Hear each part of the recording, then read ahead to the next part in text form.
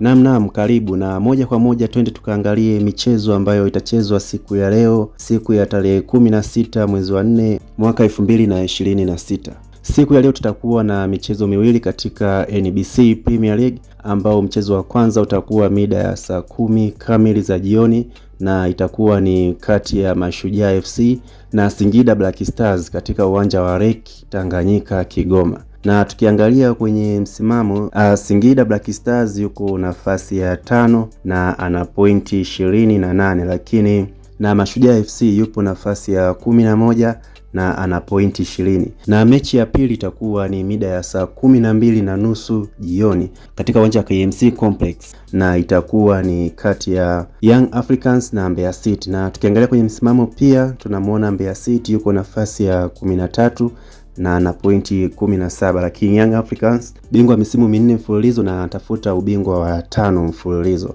yuko nafasi ya kwanza na ana pointi 44. Hii mechi ni mechi yenye shauku kubwa sana, maana Mbeya City na Young Africans kila kukutana haijawahi kuwa nyepesi, na hata mechi iliyopita Mbeya City alitoka sare ya bila kufungana. Hizo ndizo mechi za siku ya leo, tukutane tena kesho.